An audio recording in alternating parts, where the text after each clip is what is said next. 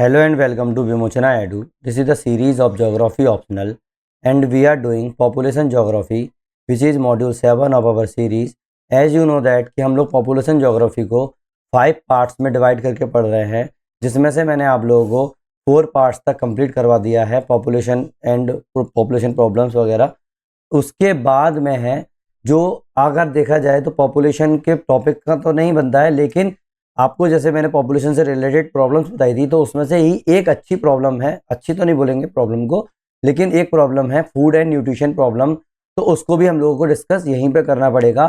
तो मैंने क्या किया था, फूड एंड न्यूट्रिशन प्रॉब्लम्स के 2 वीडियोस मैंने लास्ट टाइम बनाए हुए थे और ये टॉपिक नंबर ई था, क्लास 19 था। तो उस 2 वीडियोस मैंने बनाए थे, तो मैंने क्या बताया था आप लोगों को कि भाई वो दोनों वीडियोस आप लोगों को एक साथ देखना है जब भी आप लोग बैठेंगे। तो जिन लोगों ने वो वीडियोस देख लिए हैं तो उन लोगों के लिए तो ये वीडियो नहीं है, मैं पहले ही बोल देता हूं। अब मैं क्या करने वाला हूं, उन दोनों वीडियो को ही कंपाइल करके मैंने क्या किया है, एक सिंगल वीडियो बना दिया है और जो भी अननेसेसरी चीजें हैं उसके अंदर से वो मैंने हटा दी हैं और यहाँ पर मैं उसको अपलोड कर रहा हूँ दोबारा से, जिससे आप लोगों का टाइम वेस्ट ना हो और आप लोगों को समझ में आए कि किस तरीके से आप लोगों का फ्लो बन जाएगा आपके नोट्स के अंदर भी, है ना। तो देखो, food and nutrition problem world plus India जो है वो पूरा अपन लोग देखने वाले हैं। हम लोग, मैं इस पर इतना फोकस क्यों कर रहा हूँ कि भाई मैंने उसको 2 पार्ट में बनाया, फिर मैं उसको सिंगल में कंपाइल कर रहा हूँ। क्यों? क्योंकि आप लोग देखोगे, जब सिलेबस देखोगे तो इकोनॉमिक ज्योग्राफी के अंदर direct food and nutrition problems के बारे में दिया हुआ है डायरेक्ट, और फूड सिक्योरिटी वगैरह। तो ये पूरा जो ई पार्ट है ना, मेरा फूड सिक्योरिटी वाला पार्ट है, तो उसके अंदर अपन लोग देख रहे हैं। और देखो कंटेम्प्रेरी इशूज के अंदर भी, तो मेरा जो पिंक वाला पोर्सन है वो मैं कंप्लीट कर चुका हूँ, जो रेड वाला पोर्सन है वो मैं करा रहा हूँ, और जो व्हाइट जो है वो बचा हुआ है वो अपन लोग और देख लेंगे, ठीक है। ऐसे ही ये वाला चीज़ बची हुई है, इसके अंदर भी पिंक वाला कंप्लीट हो चुका है। आप लोग पॉज करके आराम से सिलेबस देख सकते हैं। फिर मैं इतना क्यों करा रहा हूँ, देखो PYQ अगर आप देखोगे तो देखो, मान लिया कि 40 ईयर में सिर्फ 6 क्वेश्चन आए हुए हैं डायरेक्ट इसके ऊपर, फूड एंड न्यूट्रिशन प्रॉब्लम के ऊपर। ऐसा नहीं है कि फूड सिक्योरिटी के ऊपर इतने हैं भाई, हर साल एक बार एक छोड़ के आता है, लेकिन एग्जामिनर का फोकस जो है ना वो 2022 से फिर से चेंज हुआ है और करंट अफेयर में भी अच्छा खासा आजकल होने लगा। जैसे लास्ट ईयर फॉक्स नट के ऊपर क्वेश्चन आया था, दैट मीन्स क्या हो गया, मखाना के ऊपर, है ना। तो मखाना के ऊपर क्वेश्चन आया था, तो मखाना हो गया, फॉक्स नट हुआ, एक ही चीज होती है ना, तो उसके ऊपर आ गया। ऐसे ही हर साल कोई ना कोई ऐसा फूड होता है जो आप लोगों का न्यूज में बना रहता है। तो इसमें भी देखो, एक बार मिलेट्स के ऊपर आ चुका है, एक बार कॉफी के ऊपर आ चुका है। तो आप लोग न्यूज फॉलो करते होगा, आप लोगों को पता होगा। अब उससे पहले भी आप लोगों को आता था। अब देखो तरीका क्या हुआ है कि पहले क्या था, इंडिया के फोकस पे बहुत ज्यादा होता था कि भाई इंडिया के ऊपर फोकस करना है, क्वेश्चन जब भी पूछे जाते थे वो इंडिया का पूछे जाते थे। देखो ये तो पूरा जो डायरेक्ट क्वेश्चन है वो 83 में आया था, लेकिन आप देखोगे, देखो वर्ल्ड हो गया, फिर आप लोगों का माल न्यूट्रिशन वाली बात हो गई, इस चीज में आ गई, ठीक है, पॉवर्टी एंड एजुकेशन वाली बात हो गई। ये क्या हो गया आप लोगों का, ये वर्ल्ड के उसमें हो गया। इससे पहले मैंने कुछ क्वेश्चंस लिखे हुए थे वो इंडिया के ऊपर थे, ठीक है। तो इंडिया और वर्ल्ड अलग अलग हो गया, लेकिन आज के टाइम पे जो है पूरा वर्ल्ड के ऊपर फोकस करने लगा है एग्जामिनर। तो अगर इंडिया के बेस पर, अगर अपने इंडिया में कोई न्यूज चल रही है तो उसको सिर्फ इंडिया के पर्सपेक्टिव से नहीं देखना है हम लोगों को, पूरे वर्ल्ड के पर्सपेक्टिव से देखना है। इससे पहले जितने भी क्वेश्चन आते थे ना वो पूरे इंडिया के पर्सपेक्टिव से आते थे। आई बात समझ में? इसीलिए मैं क्या कर रहा हूं, मैं आप लोगों को ये वाला पूरा का पूरा एक पे कंपाइल करके दे रहा हूं, और इससे ये गारंटी है कि आप लोगों को 15 से 20 नंबर आप लोगों के आराम से कवर हो जाएंगे। और कहीं भी अगर नहीं आता है, इनडायरेक्टली क्या कर सकते हो आप, कहीं भी इसको यूज कर सकते हो, ठीक है। तो मैं पुराने वाले जो वीडियोस हैं मैं उसको ही इसके अंदर कंपाइल करके डाल रहा हूं और कोई हर अननेसेसरी चीज में उसमें से हटा रहा हूं, ठीक है। अपन नेक्स्ट वीडियो में फूड सिक्योरिटी डिस्कस करेंगे, उससे पहले आप ये वाला पूरा कवर कर लीजिए और अपने नोट्स बनाइए, ठीक है। क्वेश्चन नहीं पता तो मेरा नाम बदल देना, ठीक है। चले आगे बढ़े, देखो स्टार्ट करें अपन लोग, food and nutrition problems of the world and India, है ना। अगर इस तरीके से कोई भी क्वेश्चन आ जाता है तो आपको इंट्रो में यही लिख के आया ना, बहुत अच्छा इंट्रो मैंने लिखा हुआ है, ठीक है। ये मेरे खुद के हैंड रिटन नोट्स थे, पहले से ही चल रहे थे, तो इसलिए मैं लिखता जाता हूँ, क्योंकि मेरी स्टार्टिंग से ही आदत रही है कि मैं जब खुद भी पढ़ता था, जिस टाइम में मैं यूपीएससी की प्रिपरेशन कर रहा था, उस टाइम पे भी मैं नोट्स ऐसे ही बनाता था कि भाई मेरे पूरे के पूरे नोट्स एग्जाम बेस्ड तैयार हो जाएं। और अभी मैं इतने साल से 10 ईयर से जो मैं पढ़ा रहा हूँ बच्चों को, तो तब भी मेरा यही कंसेप्ट होता है कि भाई उनको पहले से ही ऐसे मटेरियल मिल जाए कि एग्जाम के अंदर जो है वो आराम से लिख के आ पाए। आई बात समझ में? तो देखो food and nutrition problem lies at the intersection of agriculture, geography, economic systems, climatic variability, globalisation and socio political structures, है ना। फूड एंड न्यूट्रिशन प्रॉब्लम जो है वो कहाँ पे जा रही है भाई, agricultural geography, economic system, climatic variability, globalisation and socio political structure, इसी पे तो पूरा का पूरा इंटरलिंक करेगा, है कि नहीं है। Next, despite global improvement in the agricultural output, भाई देखो आपको पता है पूरी दुनिया में एग्रीकल्चरल आउटपुट बहुत ज़्यादा इंप्रूव हुआ है, लेकिन hunger, under nutrition, micronutrient deficiency and climate induced food insecurity जो है ना अभी भी देखने को मिल रहा है। सोचो कितनी बड़ी बात है भाई, इतना ज़्यादा खाना होने के बावजूद भी लोग भूखे मर रहे हैं, अंडर न्यूट्रिशन हो रहा है लोगों को, माइक्रो न्यूट्रिएंट डिफिशियंसीज हो रही है, मतलब उनको जिस शरीर में जिस चीज़ की खाने की जरूरत है वो नहीं मिल रहा है। पेट भरने से क्या होता है, न्यूट्रिशन ही नहीं है आप लोगों के पास। साथ में क्लाइमेट इंड्यूस्ड फूड इनसिक्योरिटी भी अभी आज के टाइम पे बहुत ज़्यादा हो रही है ना, particularly in the developing world, ज़्यादातर क्या है डेवलपिंग वर्ल्ड में। इसीलिए हम लोगों के लिए ये इंपॉर्टेंट हो जाता है, क्योंकि India is a developing nation, तो इसीलिए इंपॉर्टेंट हो जाता है कि हम लोगों को फूड एंड न्यूट्रिशन प्रॉब्लम्स देखनी पड़ेगी। भाई फूड प्रॉब्लम्स अलग हो गई, न्यूट्रिशन प्रॉब्लम अलग हो गई। क्यों भाई, फूड आप लोगों को मिल रहा है वो ठीक है, आप कैसा भी खा रहे हैं, लेकिन न्यूट्रिशन इंटेंसिव फूड खा रहे हैं कि नहीं खा रहे, वो डिपेंड करता है कि भाई आप लोगों को न्यूट्रिशन प्रॉपर मिल पा रहा है कि नहीं मिल पा रहा है, तो वो भी बात है। इसीलिए फूड एंड न्यूट्रिशन प्रॉब्लम्स अपन में बात कर रहे हैं, है ना। अब देखो FAO संस्था जो है उनने क्या बोला है कि food security and nutrition in the world, ये है SOFI है ना, इसकी रिपोर्ट दी 2024 की। इसने बोला कि भाई 735 मिलियन पीपल्स, मतलब 735 मिलियन पीपल्स मतलब हो गए तुम्हारे 7.35 करोड़ लोग, ठीक है, अभी भी अंडर न्यूट्रिशन है। देखो अंडर न्यूट्रिशन का मतलब जो हो गया भाई भूखे नहीं है, खाना मिल रहा है उनको, प्रॉपर खाना मिला है, जो भी मिला है पेट भर जाता है उनका, लेकिन न्यूट्रिशन नहीं है उनके पास। ये से रिवील हो रहा है स्टार्क स्पेशल इनइक्वलिटी, स्टार्क एक थिंकर के नाम थे, उनकी spatial inequalities in the food access, affordability and utilisation, इस पर पूरा का पूरा आ रहा है, ठीक है। अब ये वाली जो लाइन है ना आप लोगों को अलग करेगी किससे, जनरल स्टडीज वालों से, ठीक है। इसीलिए मैंने ये चीज लिखी हुई है कि भाई रिपोर्ट्स लिख दो, एक थिंकर का नाम लिख लो, special inequalities in the food access, the affordability and the utilization. आई बात समझ में, है ना, आगे बढ़े। चलो भाई, global food and nutrition problems क्या है भाई, देखो एक एक से अपन लोग देखते जाते हैं, ठीक है, जहाँ पे अपन जितना हो सकता है टाइमिंग के हिसाब से, जैसे मेरा कंप्यूटर हैंग करने लगेगा मैं वहाँ पे रोक दूंगा। Global food and nutrition problems क्या हो जाएगा भाई, nature of the global problems. भाई सबसे बड़ी प्रॉब्लम क्या है अपनी वो देख लो पहले तो, कि भाई पहला है अंडर न्यूट्रिशनमेंट। भाई हंगर तो है ही है, हंगर है ही है, वो तो सब लोग लिख ही देंगे, लेकिन कुछ और पॉइंट्स हैं वो मैं लिखवा रहा हूँ। देखो एक तो हंगर लिख लो, कोई दिक्कत नहीं है। स्पेशल डिस्ट्रीब्यूशन जो हो रहा है ना, स्पेशल डिस्ट्रीब्यूशन, क्योंकि हंगर हर जगह नहीं है, अलग अलग जगह पर है, जहाँ पर कई जगह पर बहुत ज़्यादा खाना है, कई जगह पर बहुत कम खाना है। जैसे इंडिया का ही केस ले लो, जब हम लोगों के पास फसल ज़्यादा होती है, हम लोग क्या करते हैं एक्स्ट्रा खाना अफ्रीका में भेज देते हैं, जो कि अपना हमारा तो खराब हो जाएगा, इसीलिए अफ्रीका में भेज दिया कम रेट में या फिर सब्सिडाइज रेट में या फिर फ्री में, तो वो डिपेंड करता है। तो इसीलिए क्या हो गया, स्पेशल डिस्ट्रीब्यूशन होता है हंगर का, ये चीज़ दिमाग में रखना, ठीक है, पहला पॉइंट। दूसरा पॉइंट है अंडर न्यूट्रिशनमेंट, ठीक है, इसमें क्या हो जाएगा, क्रोनिक कैलोरीज डेफिशिएंसीज देखने को मिल रही है लोगों में, है ना। इसका अंडर न्यूट्रिशनमेंट का मतलब क्या है भाई, क्रोनिक कैलोरी डेफिशिएंसी देखने को मिल रही है, concentrated in the sub Saharan Africa and the south Asia. सब सहारन अफ्रीका और साउथ एशिया में हम लोगों को देखने को मिलते हैं अंडर न्यूट्रिशनमेंट वाली प्रॉब्लम, ठीक है।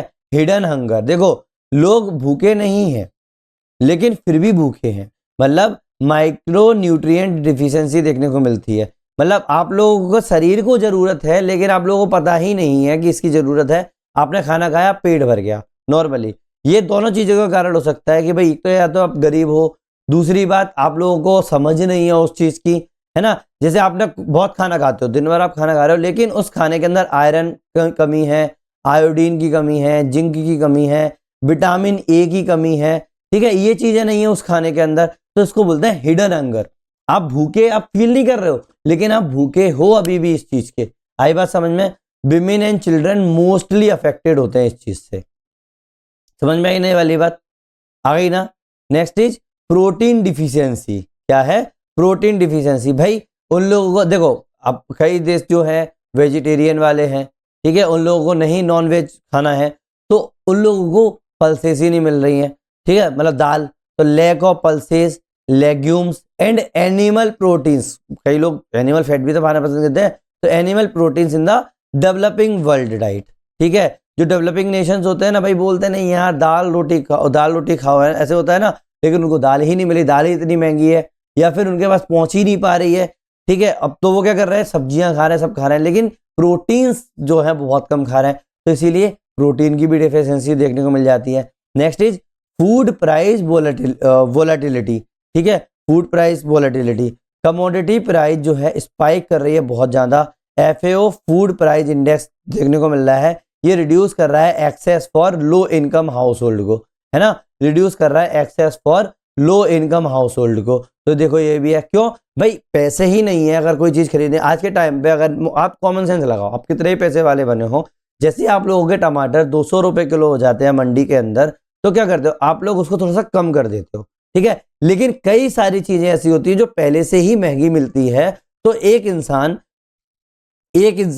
जहां पर वो इंसान कम कमाता है, तो वो तो उसको अफोर्ड ही नहीं कर पाएगा ना, तो ऑब्वियस सी बात है फूड प्राइस के कारण भी ये प्रॉब्लम हो रही है। नेक्स्ट इज फूड वेस्टेज, है ना भाई, 1/3 of the global food waste हो रहा है, 1/3 ऑफ ग्लोबल फूड, सोचो, ठीक है। Special mismatch between the production and consumption. भाई एक जगह जहां पर बहुत ज्यादा हो रहा है, ठीक है, वहां पर चीजें सड़ रही हैं, लेकिन दूसरी जगह जहां पर लोग खा रहे हैं वहां पर है ही नहीं है, इसीलिए स्पेशल मिसमैच हो रहा है, इसके कारण 1/3 of the global food wastage हो रहा है, ठीक है, ये बात समझ में आई।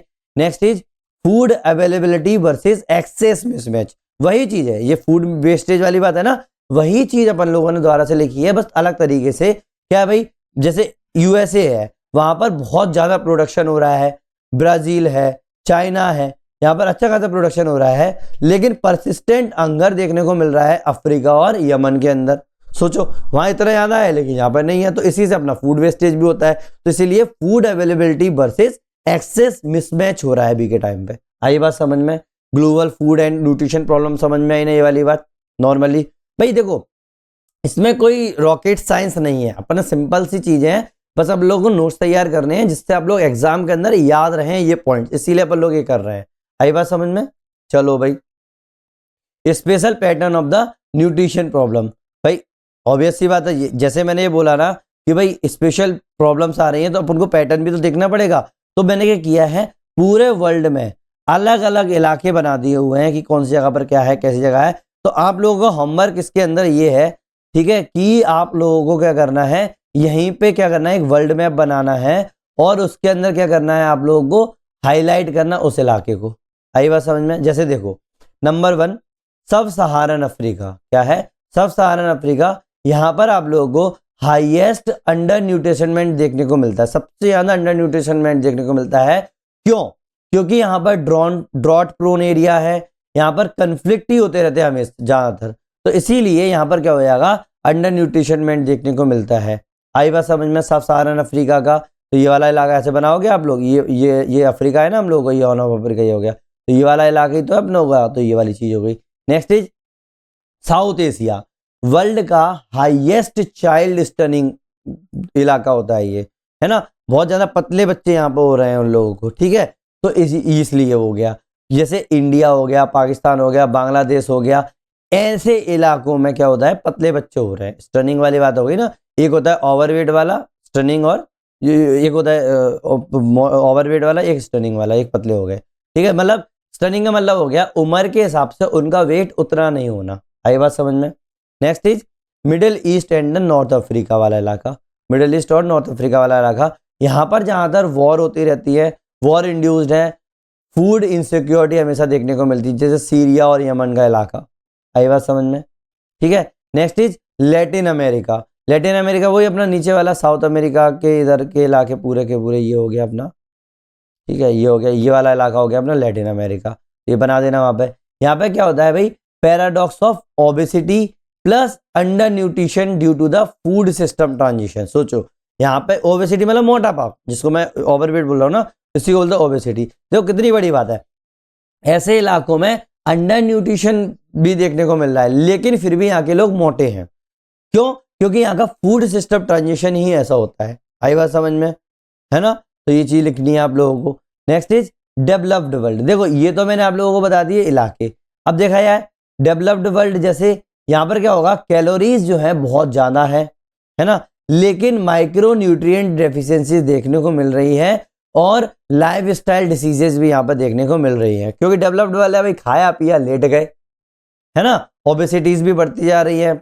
आई बात समझ में? तो ये वाली चीज होगी डेवलप्ड वर्ल्ड की problem. Next is horn of Africa. Horn of Africa मतलब देखो अफ्रीका, आप लोग ज्योग्राफी के स्टूडेंट ना, आप लोगों को पता भी होगा। जैसे मेरा अफ्रीका नेशन बनाया हुआ है, मान लो मैं आपको दिखाता हूँ। जैसे मैंने अफ्रीका बनाया, ठीक है, ये हो गया। तो आप लोगों ने देखा होगा कि इस तरीके से ना एक चीज दिखाई देती है अफ्रीका के अंदर, ये इसको बोलते हैं हॉर्न ऑफ अफ्रीका। जैसे वहां पे कौन से देश होंगे, सोमालिया, इथोपिया और कीनिया। याद रखना इन देशों को, ये अभी बहुत ज्यादा न्यूज में है, प्री में क्वेश्चन आने के चांसेस हैं। हॉर्न ऑफ अफ्रीका के इंपोर्टेंट जो है सोमालिया, इथोपिया, कीनिया। तो ये एक्सपीरियंस कर रहे हैं 4 कंजिक्यूटिव फेल्ड रेनी सीजन। सोचो 2023 के अंदर जो रिपोर्ट आई थी, इन्होंने लगातार 4 साल तक पानी बारिश ही नहीं हो रही है। इसके कारण यहाँ पर दुनिया की सबसे खतरनाक ड्रॉट ड्रिवन फूड क्राइसिस आई है लास्ट 40 ईयर्स में। सोचो, है ना? तो ये देखो, ये भी कितनी बड़ी बात है। नेक्स्ट इज यमन जो है वो कर रहा है दुनिया का लार्जेस्ट हंगर इमरजेंसी को फेस कर रहा है। क्यों? क्योंकि यहाँ पर कॉन्फ्लिक्ट देखने को मिल रहे हैं और ब्लॉकेड देखने को मिल रहा है कि नहीं है? तो ये WFP रिपोर्ट 2024 में ये चीज बोली गई थी, ये चीजें भी लिख के आना। साथ में यूनिसेफ की 2024 रिपोर्ट के अकॉर्डिंग इंडिया, पाकिस्तान, बांग्लादेश का जो बेल्ट है ना, यहाँ पर global epicentre of child stunning बन चुका है ये, है ना? वही चीज है, देखो ये चीज लिखी है ना, वही की वही चीज है। तो ये चीज आप लोग क्या कर सकते हो, as a fact, as a कुछ भी लिख सकते हो इस चीज के अंदर, स्पेशल पैटर्न के अंदर। ये मैंने फैक्ट लिखे हुए थे, इसीलिए ऐसा लिख रहा है आप लोगों को, ये रिपीट होता हुआ दिख रहा है ना, इसीलिए, क्योंकि ये रिपोर्ट्स है, मैं रिपोर्ट्स लिख रहा हूं यहाँ पे। आई बात समझ में? Now causes of global food and nutrition problems. क्या ग्लोबल फूड और न्यूट्रिशन प्रॉब्लम्स की कॉज क्या है भाई, ये भी बताना है भाई। पहला कॉज है लो एग्रीकल्चरल प्रोडक्टिविटी। भाई खेती बाड़ी ही नहीं होगी तो ऑब्वियस सी बात है रेन फेड डिपेंडेंसी देखने को मिल रहा है, लो मैकेनाइजेशन देखने को मिल रहा है। भाई मशीनें ही नहीं है आप लोगों के पास, आप लोगों को बारिश पर डिपेंड रहना पड़ता है, तो ये भी प्रॉब्लम है इसीलिए। Next is unequal access. दूसरा है अनइक्वल एक्सेस। तो अनइक्वल एक्सेस मतलब जो पुअर परचेसिंग पावर है, भाई आपके पास खाना है पैसा नहीं है, ठीक है। लैंडलेसनेस देखने को मिल रहा है, रूरल अनएम्प्लॉयमेंट देखने को मिल रहा है। भाई लोगों के पास जमीन ही नहीं है, कहाँ पे करेगा इंसान, रूरल अनएम्प्लॉयमेंट है, इसलिए अनइक्वल एक्सेस हो गया। क्लाइमेट वेरिएबिलिटी देखने को मिल रही है, जैसे ड्रॉट आ गया, डेजर्टिफिकेशन हो गया, हीट वेव्स आ गया, क्रॉप फेलियर हो गया, तो क्लाइमेट वाली बात भी आ गई यहाँ पे। नेक्स्ट इज फोर्थ है कॉन्फ्लिक्ट एंड पॉलिटिकल इनस्टेबिलिटी। क्या? Conflict and political instability. कैसे? देखो भाई वॉर जोन जो है वो फेस करते हैं एक्वेट माल न्यूट्रिशन को, है कि नहीं है? तो ऑब्वियस सी बात है ये भी चीज अपन को दिख रही है कि भाई ये भी कॉज है इस चीज के।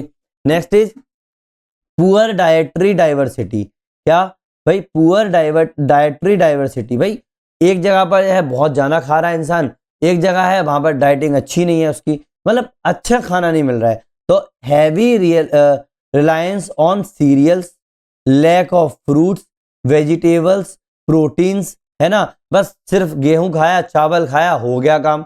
बहुत ज्यादा लोग इस पर भी वो करते हैं, तो इसीलिए वो फ्रूट, और मान लो पड़ा वहां फ्रूट्स की अवेलेबिलिटी भी कम है, अवेलेबिलिटी कम होगी तो महंगा होगा, लोग नहीं खाते। वेजिटेबल्स होगा, प्रोटीन हुआ, इनका एक्सेस ही अलग अलग जगह पर है, तो ये डाइटरी डाइवर्सिटी भी बहुत ज्यादा है। Next global trade distortions. ठीक है भाई, सब्सिडीज जैसे USA, यूरोपियन यूनियन, इनने क्या कर दिया, सब्सिडीज दे दिया, या फिर आप लोगों को दिख रहा होगा टैरिफ वॉर चल रहा है, तो ग्लोबल मार्केट्स के अंदर बहुत ज़्यादा प्रॉब्लम्स हो रही हैं अभी के टाइम पे।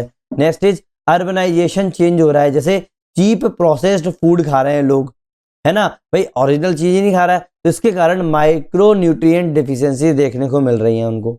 आई बात समझ में? अब जो दो फैक्ट है वो भी देख लो। According to FAO SOFI report 2024, global food price जो है वो 31% जो है इंक्रीज हो गया है। सोचो कितनी महंगाई बढ़ गई है बिटवीन 2023 एंड 2023। ये डिस्प्रोपोर्शनली अफेक्ट कर रहा है लो इनकम हाउस होल्ड को अफ्रीका और साउथ एशिया के अंदर। सोचो ऐसे ही IPCC की AR6 रिपोर्ट 2023 ने ये बोला कि क्लाइमेट शॉक्स जो हैं वो आज के टाइम पे लगभग 30% of the recent food security deterioration का कारण बन चुका है। सोचो लगभग 30%, कितनी बड़ी बात है। आई बात समझ में, है ना? वेट थोड़ा सा, 1 मिनट। नाउ कॉजेज हमने देख लिए, अब क्या कंसिक्वेंसेस देखेंगे ग्लोबल न्यूट्रिशन प्रॉब्लम्स की, है कि नहीं? देखो अपन लोग क्या कर चुके हैं, nature of global food problems, special pattern, फिर कॉज देख लिए। अब क्या करेंगे, कंसिक्वेंसेस देखेंगे उसके। भाई क्या कंसिक्वेंसेस देखने को मिल रहा है? भाई स्टनिंग देखने को मिल रही है, वेस्टिंग देखने को मिल रही है चिल्ड्रंस के अंदर। स्टनिंग का मतलब होता है अंडर वेट होना, वेस्टिंग का मतलब होता है ओवर वेट होना। आई बात समझ में, है ना? नेक्स्ट इज लो प्रोडक्टिविटी और कॉग्निटिव इम्पेयरमेंट देखने को मिल रहा है। भाई ऑब्वियस सी बात है, इंसान के पास अगर अच्छे से न्यूट्रिशन ही नहीं देखने को मिलेंगे तो भाई काम भी ठीक से नहीं कर पाएगा, इसीलिए लो प्रोडक्टिविटी और कॉग्निटिव इम्पेयरमेंट देखने को मिल रहा है। नेक्स्ट इज इंटरजेनरेशनल पॉवर्टी देखने को मिल रही है। क्या भाई, क्यों देखने को मिल रही है इंटरजेनरेशनल पॉवर्टी? भाई एक जनरेशन यहाँ पर है, यहाँ पे उनको मालन्यूट्रिशन है, भाई वो कमाने नहीं जा पा रहे, गरीब है, फिर ये बच्चे भी हैं, बच्चों को भी प्रॉब्लम हो रही है, तो फिर से वो एक पूरी की पूरी जनरेशन आ गई। Next is increased health expenditure. अब भाई खाना ही ठीक से नहीं मिल रहा है तो बीमार तो रहोगे ही रहोगे, तो हेल्थ पे भी आप लोगों को ज्यादा पैसा खत्म करना पड़ेगा। Next is weak human capital. ठीक है, वीक ह्यूमन कैपिटल, जब वीक ह्यूमन कैपिटल होगा तो स्लोअर इकोनॉमिक ट्रांजिशन देखने को मिल जाएगा। क्यों भाई, एकदम से नहीं बढ़ पाएंगे। भाई ह्यूमन कैपिटल जो है उसका यूटिलाइजेशन ही नहीं हो पा रहा है, वो बेचारा भूखा है इंसान, या फिर भूखा भी नहीं है, इनडायरेक्टली उसका शरीर भी ऐसा नहीं है, तो आप तरक्की भी कैसे करोगे? आराम स्लो ही तो कर पाओगे। तो वही वाली बात आ गई। नेक्स्ट इज, अब मैंने क्या किया है, यहाँ पे थोड़े से 2 एग्जांपल दे दिए साथ में, इसलिए पॉइंट्स यहाँ पे लगा दिए। जैसे इथोपिया का ट्रिगरे रीजन है ना, यहाँ पे हमेशा कॉन्फ्लिक्ट होता रहता है, तो क्या हो जाएगा, यहाँ पर सिवियर एक्वेट मालन्यूट्रिशन देखने को मिलता है सेम, जो कि अब 2022-23 में डबल हो चुका है आज के टाइम में। सोचो ये एग्जाम्पल इंपॉर्टेंट है। ऐसे ही मेडागास्कर में जो ड्रॉट्स आई, मैंने आपको बताया ना हॉर्न ऑफ अफ्रीका वाला इलाका, तो और इधर भी था हॉर्न ऑफ अफ्रीका में, और मेडागास्कर में भी ड्रॉट्स आई थी। ठीक है, तो क्योंकि उसके पास में ही है जो दोनों के दोनों। ठीक है, तो मेडागास्कर में जो ड्रॉट आई थी 2021 से 23 के बीच में, first climate induced famine of the modern time है आज के टाइम में। जैसे मैंने आपको उसमें बताया ना लास्ट 40 ईयर्स वाली बात है, तो बस वही वाली बात है, मॉडर्न टाइम में सबसे बड़ी फेमाइन इसकी घाट है। तो global food nutrition problem cycle है, कैसी है भाई, कैसे करोगे? लो प्रोडक्टिविटी अगर होगी तो इनकम लो होगी, इनकम लो होगी तो पुअर डाइट होगी, पुअर डाइट होगी तो माल न्यूट्रिशन देखने को मिलेगा, माल न्यूट्रिशन होगा तो लो लेबर कैपेसिटी देखने को मिलेगी, जब लो लेबर कैपेसिटी होगी तो पॉवर्टी देखने को मिलेगी, जब पॉवर्टी देखने को मिलेगी तो लो प्रोडक्टिविटी आप लोगों को देखने को मिलेगी, और फिर वही चीज आप लोगों की साइकिल बन गई। आप क्या एग्जाम में आप इसी लाइन की तरह करोगे? नहीं, आप क्या करोगे, ऐसे बनाओगे। देखो मैं बता देता हूँ, आप लिख लेना अपने उसके अंदर, जैसे लो प्रोडक्टिविटी लिखोगे, फिर लो इनकम लिखोगे, 1 मिनट ऐसे लिख देता हूँ, लो प्रोडक्टिविटी, लो इनकम, ठीक है, पुअर डाइट, फिर माल न्यूट्रिशन, फिर लो लेबर, ठीक है, फिर आप लोगों को लो लेबर कैपेसिटी, फिर आप लोगों को पॉवर्टी, फिर आप लोगों को फिर से वही। तो ये चक्कर आप लोगों का चलता आएगा। तो वही साइकिल इस तरीके से बना के आना एग्जाम के अंदर। ये तो मैंने इसलिए लिखा है क्योंकि मेरे को बनाना नहीं आ रहा था इस चीज़ में। आई बात समझ में, है ना? ऐसे बना लेना इस चीज़ को, पूरे साइकिल बनती जाएगी आप लोग। आगे बढ़े, चलो भाई। Special pattern of the world food production, देखो अभी तक मैंने वो देख लिया, अब इसी का आगे चलते हैं। पूरी दुनिया में प्रोडक्शन किस तरीके से हो रहा है, जैसे ग्लोबल फूड प्रोडक्शन बेल्ट कौन कौन से हैं वो बता देता हूँ मैं, आप लोग बनाना। देखो मैंने यहाँ पे आपको आइडिया दे दूंगा मैं किस तरीके से बनेगा। जैसे वीट है, वीट सबसे ज़्यादा कहाँ देखने को मिल रहा है? नॉर्थ अमेरिका, यूरोप, रसिया, नॉर्थ इंडिया, यहाँ पर वीट प्रोडक्शन अच्छा खासा होता है, पता भी होना चाहिए ना, और एग्जाम के अंदर लिख के भी आओगे। राइस कहाँ देखने को मिलता है सबसे ज़्यादा? South Asia, east Asia, south east Asia, monsoon based होते हैं ये सब। मेज कहाँ देखने को मिलता है? यूएसए का कॉर्न बेल्ट इलाका है पूरा, चाइना, ब्राजील। अभी मैं क्यों मैं इस पर फोकस किया मेज के ऊपर? क्योंकि भाई आप लोगों को पता है कि ट्रंप ने कितना ज़्यादा प्रेशर डाल के रखा हुआ था कि भाई यूएस का मेज जो है इंडिया के अंदर आना चाहिए, है कि नहीं है? तो उस पर भी बहुत ज़्यादा चीज़ चली, इसीलिए सोयाबीन जो है वो जैसे यूएसए, ब्राज़ील, अर्जेंटीना, ये ट्राइंगल है सोयाबीन ट्राइंगल जिसको बोलते हैं ना, यूएसए, ब्राज़ील और अर्जेंटीना, इन तीनों में तो दुनिया का प्रोटीन ट्राइंगल बोलते हैं इस चीज़ को, इन देशों को। तो यूएसए, ब्राज़ील और अर्जेंटीना जो है वो सोयाबीन का वर्ल्ड प्रोटीन ट्राइंगल में आता है, ठीक है, आई बात समझ में? कॉफ़ी जो है वो Brazil, Vietnam, Cambodia, Ethiopia, tropical highland है ना ये, तो इसीलिए तो ये कॉफ़ी देखने को मिलती है। ऐसे ही लाइव स्टॉक्स जो है मतलब पशुपालन है, USA, European union, Australia, Argentina, यहाँ पर सबसे ज़्यादा है, आई बात समझ में? तो फूड प्रोडक्शन के लिए इतना ठीक है ना? वर्ल्ड मैप में क्या करोगे भाई? वीट बेल्ट कहाँ रहेगा आप लोगों का? यूएस, कनाडा प्लेन्स, ठीक है, तो यूएस और कनाडा प्लेन्स वाले इलाके हो गए, ये वाला इलाका हो गया, ठीक है। ऐसे ही यूरोप, रसिया, नॉर्थ चाइना, यूरोप, रसिया, नॉर्थ चाइना, तो यूरोप, रसिया, नॉर्थ चाइना, सॉरी मैं क्या बोल रहा हूँ, ये रहा यूरोप, रसिया, नॉर्थ चाइना, ये वाला ऊपर का इलाका, ठीक है। ऐसे ही अब आप लोग ये मत समझना कि मैंने ना ये ना हाईलाइट करके क्योंकि मैं इसको मेरे को करना पड़ता है भाई, आज के टाइम पे सोशल मीडिया में कोई भरोसा नहीं है। ये मैप नहीं बनाया हम लोगों ने, ये पूरा वर्ल्ड मैप चल रहा है, इसमें देश नहीं बांटे, हम ये बस ये देख रहे हैं कि प्रोडक्शन कैसा हो रहा है। आप लोगों को पता है ना कि इस इलाके में इंडिया के इस इलाके में वीट बहुत ज़्यादा होता है, समझ में आई ना, ये वाले इलाके में। तो ये मत समझना कि भाई मैंने यहाँ पे तो वर्ल्ड का नक्शा ही बदल दिया और फिर हेट देना चालू कर दो कि इंडिया का मैप सही नहीं बनाया। बस ये बताना है कि फूड का प्रोडक्शन कैसा हो रहा है। अब देखो यहाँ पे भी घुस के पूरा का पूरा तरीके से आई बात समझ में? मैं फिर भी क्लियर कर देता हूँ इन चीज़ों को कि भाई यहाँ पे हम लोगों ने वो नहीं बनाया, यहाँ पे बस ये देख रहे हैं फूड का प्रोडक्शन कैसा हो रहा है। यहाँ पे ये बॉर्डर्स, ये पॉलिटिकल बॉर्डर्स की बात नहीं चल रही है यहाँ पे, ठीक है। राइस बेल्ट जो है south Asia, south east Asia, south China, यहाँ पे देखने को मिलता है। देखो फिर साउथ एशिया मतलब ये वाला इलाका राइस का, ठीक है। फिर south Asia, south east Asia, ये रहा साउथ ईस्ट एशिया वाला इलाका, ये वाला देखो, China, sorry I am sorry, ये वाला इलाका। फिर आप लोगों को साउथ चाइना, ये देखो चाइना का साउथ का इलाका, यहाँ पे भी देखने को मिलता है। ऐसे ही मेज जो है यूएस, कॉर्न बेल्ट, ब्राज़ील और चाइना में देखने को मिलता है, ठीक है। कॉर्न बेल्ट वाला इलाका, मेज वाला इलाका यूएस का कॉर्न बेल्ट हो गया, ठीक है, ब्राज़ील हो गया, चाइना हो गया, आई बात समझ में? नाउ कॉफ़ी जो है Brazil plus Vietnam plus Cambodia plus Ethiopia में देखने को मिलता है, आई बात समझ में? तो corn belt, monsoon Asia, soybean triangle, ये सब चीज़ें आप लोग यहाँ पे हाईलाइट कर सकते हो। आप होमवर्क में ये चीज़ को करो, इस वाला डायग्राम बनाओ, और प्लीज़ अगर हो जाता है तो मुझे या तो मेल कर सकते हो ये वाला, या फिर अपनी जो यूट्यूब की जो कम्युनिटी वाला इलाका है ना, वहाँ पर भी आप इमेज पोस्ट कर सकते हो, ठीक है। मुझे समझ में तो है कि आप लोग बना रहे हैं कि नहीं बना रहे, आई बात समझ में? Next, geographical factors behind special pattern. Geographical factors behind special pattern क्या है भाई? कौन कौन से फैक्टर्स हैं? क्लाइमेट बेल्ट, जैसे मॉनसून एशिया, एशिया में मानसून ज़्यादा है ना, तो वहाँ पर राइस देखने को मिलता है सबसे ज़्यादा। टेम्परेट रीजन होगा वहाँ पर आप लोगों को वीट ज़्यादा देखने को मिलेगा, ऑब्वियस सी बात है ना। अब लोग यही तो करते हैं, टेम्परेट वीट को क्या होता है ज़्यादा, थोड़ा सी उसकी ज़रूरत पड़ती है हीट की। सॉइल टाइप जो है उस पर भी डिपेंड करता है, जैसे चेरनोजेम वाली जो है तो वहाँ पर वीट देखने को मिलता है। एलुवियम जो है वहाँ पर राइस देखने को मिलता है। ऑक्सीसॉल्स जो है वहाँ पर आप लोगों को कॉफ़ी देखने को मिलती है। याद आई, समझ में आई नहीं वाली बात?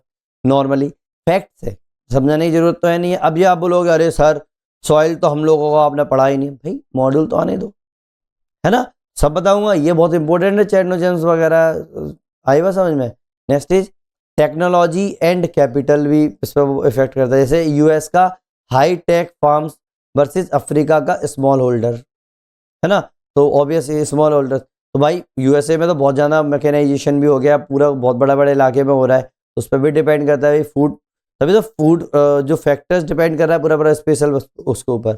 नेक्स्ट इज इरिगेशन अवेलेबिलिटी, भाई पानी की कमी, पानी पे डिपेंड करती है ये चीज़ें, जैसे इंडिया, पाकिस्तान, इजिप्ट, ये ज़्यादातर कैनाल सिस्टम पर डिपेंड करते हैं। आई बात समझ में?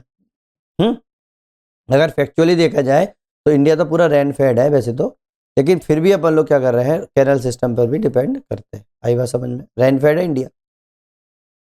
ग्लोबल वैल्यू चेन्स की अगर मैं बात करूं तो Latin America specialises in the export crop, ज़्यादातर क्रॉप जो है वो लैटिन अमेरिका से ही होती है। आई बात समझ में? नेक्स्ट इज आईपीसीसी की 2023 रिपोर्ट्स में ये नोट किया कि भाई यील्ड जो है वो जितना ज़्यादा अपन सोच रहे हैं ना उससे भी स्पीड से घटता जा रहा है। ठीक है, क्यों भाई? वीट जो है 6% पर 1 डिग्री सेल्सियस जब गर्मी के कारण घटता जा रहा है पूरे वर्ल्ड में, क्योंकि गर्मी आप लोगों को पता है ग्लोबल वार्मिंग बढ़ता जा रहा है। अगर मेरा 1 डिग्री अगर मेरा टेम्परेचर ज़्यादा हो गया तो मेरा 6% वीट कम हो जाता है। ऐसे ही मेज़ जो है वो 7 to 8% जो है उसका प्रोडक्शन कम होता है अगर 1% वार्मिंग हो जाए तो। ठीक है, ये फैक्ट ना याद रखना, ये चीज़ों को ये बार बार अपने दिमाग में रखना कि भाई कितना प्रोडक्शन कम हो जाता है। ऐसे ही राइस जो है वो डिक्लाइन कर जाता है कंसंट्रेटेड इन साउथ एशिया, साउथ एशिया में होता है और फिर भी वहाँ पर बहुत कम हो रहा है। आई बात समझ में? है ना, ज्योग्राफिकल फैक्टर समझ में आ गए। Problems related to world food production, क्या problems related to world food production, जैसे मोनोकल्चरल वल्नरेबिलिटी, लैंड डिग्रेडेशन, है ना, मोनोकल्चरल वल्नरेबिलिटी जैसे मेज हुआ, सोयाबीन हुआ, वीट हुए, तो ये क्या हो रहा है भाई, ये मोनोकल्चर मतलब यही चीज़ें उगा रहे हैं, फिर प्रॉब्लम तो आएगी आएगी, ऑब्वियस सी बात है। Land degradation and soil erosion की भी प्रॉब्लम्स के कारण ये चीज़ें हो रही हैं। नेक्स्ट इज वाटर स्कार्सिटी हो रही है, मतलब पानी की कमी आ रही है, इसके कारण फूड प्रोडक्शन जो है, आप लोगों को पता है food production 70% of fresh water को यूज़ करता है, तो वो उसके कारण कमी के कारण भी ये प्रॉब्लम है। क्लाइमेट एक्सट्रीम्स बहुत ज़्यादा हो रहे हैं, ग्लोबल यील्ड शॉक हो रहा है इसके कारण, भाई एकदम से बहुत ज़्यादा क्लाइमेट में बहुत ज़्यादा चीज़ें आ रही हैं तो एक्सट्रीम्स होते हैं, तो इसके कारण प्रोडक्शन कम होता जा रहा है। Next is dependency on agrochemicals, भाई ज़्यादातर लोग क्या कर रहे हैं, केमिकल्स पर डिपेंड कर रख रहे हैं, इसके कारण पॉल्यूशन बढ़ रहा है, बायोडाइवर्सिटी लॉस हो रहा है, और at the end of the day ये चीज़ें क्या हो रही है, at end of the day और at the end of the year और बहुत ज़्यादा डिकेड्स, ये चीज़ें क्या हो रही हैं, ऑटोमेटिक क्या कर रही हैं, फूड प्रोडक्शन को कम करती जा रही हैं। नेक्स्ट इज डाइट होमोजेनाइजेशन, क्या होता है, 60% कैलोरीज जो है वो वीट से, राइस से, मेज से ले रहे हैं लोग, भाई खा रहे हैं तो बस केवल चावल खा रहे हैं या फिर आपका गेहूं खा रहे हैं, लेकिन आप लोगों को खाना क्या चाहिए, अलग अलग चीज़ें, फ्रूट्स हुए, वेजिटेबल्स हुए, बट प्रॉब्लम ये है कि अलग अलग जगह पर उसकी रेट भी अलग अलग है, तो लोग अफोर्ड भी नहीं कर पाते कि भाई हेट्रोजेनिटी कर पाए इसको, तो होमोजेनाइजेशन हो गया है, तो ये भी प्रॉब्लम है। नेक्स्ट इज मैंने एक केस स्टडी लिख दी है इसमें कि भाई एग्जाम में कहीं भी आप यूज करके आ पाओ, ब्राजील का सेराडो एग्रीकल्चरल एक्सपांसन जो है, जब once a savanna now a top exporter of soybean, देखो सवाना के वो थे वहां पर कुछ भी नहीं होता था, लेकिन आज के टाइम पर one of the top exporter है सोयाबीन का, क्यों, क्योंकि वहां पर लार्ज स्केल मैकेनाइजेशन हो गया है, ठीक है, मशीनों के कारण, but causing biodiversity loss, but क्या इसके कारण क्या हो रहा है, बायोडाइवर्सिटी लॉस हो रहा है और सॉइल एग्जॉशन हो रहा है। सोचो पहले नॉर्मल तरीके से होता था, सब कुछ दे रहे हो आप लोग, लेकिन वहां पर बायोडाइवर्सिटी की प्रॉब्लम आ रही है और सॉइल का एग्जॉशन हो रहा है, तो वो भी कितने साल तक रहेगा ये चीज़ अभी प्रोडक्शन, है ना, वो वाली प्रॉब्लम। तो ये केस स्टडी अच्छी है ब्राजील की। आप फ्लो चार्ट क्या करोगे भाई, स्पेशल प्रोडक्शन से न्यूट्रिशन आउटकम्स जो आ रहे हैं, तो क्लाइमेट सॉइल्स है, तो क्लाइमेट सॉइल्स से क्या हो गया, क्रॉप ज्योग्राफी से डाइटरी पैटर्न देखने को मिल रहा है, न्यूट्रिशन प्रोफाइल और हेल्थ आउटकम आप लोगों को देखने को मिल रहा है। आई बात समझ में, है ना, अपन लोग पहले कर चुके थे, उसके आगे अपन लोग करेंगे। आज अपन को करना है food and nutrition problems in the developing world से अपन लोग स्टार्ट करेंगे। ठीक है, स्टार्ट करें अपन लोग। देखो food and nutrition problems in the developing world, ये अपना है, आज से अभी से अपन स्टार्ट कर रहे हैं, अपने नोट्स में आगे ही बढ़ता जाए ना, वही चीज़ें हैं। स्ट्रक्चरल कॉजेज यूज मिर्दाल्स क्यूमुलेटिव कॉजन, ठीक है, कुछ कॉज होते हैं, किसने भाई, मिर्दाल ने क्यूमुलेटिव कॉजेशन बताए थे, क्या होते हैं भाई, इनने मिर्दाल ने क्यूमुलेटिव कॉजेशन के कोर आइडियाज़ क्या थे वो मैंने यहाँ लिख दिया है, ये अपना ये रखा। क्या है भाई उनका? सर्कुलर एंड कुमुलेटिव कॉजेशन में है। पहला है economic changes are self reinforcing. क्या है? जैसे भी अपने इकोनॉमिक चेंजेस हो जाएंगे वो अपने आप ही रीइंफोर्स हो जाएंगे। जैसे growth in one region attract more investment. अगर एक रीजन में अगर आप लोग ने ग्रोथ कर दी तो ऑटोमेटिक ही वो इन्वेस्टमेंट को अट्रैक्ट करने लगेगा। टैलेंटेड लोग भी उसी की तरफ आने लगेंगे और इंफ्रास्ट्रक्चर भी उसी की तरफ बढ़ने लगेगा, जो कि और भी ज़्यादा ग्रोथ को क्या कर रहा है?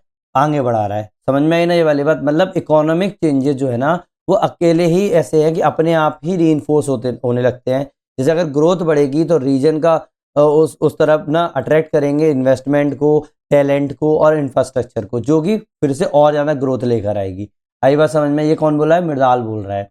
Next is positive feedback loop. जब एक कहीं पर भी डेवलपमेंट स्टार्ट हो जाती है तो ये एक्सेलरेट करता है। क्यों? क्योंकि इंटरकनेक्टेड फैक्टर्स आ जाते हैं, जैसे माइग्रेशन, कैपिटल फ्लो, ट्रेड, ये चीज़ें आ गई हैं। तो ऑब्वियस सी बात है पॉजिटिव फीडबैक लूप हो गया भाई, एक जगह तरक्की होगी। सबसे अच्छा एग्जांपल है अपना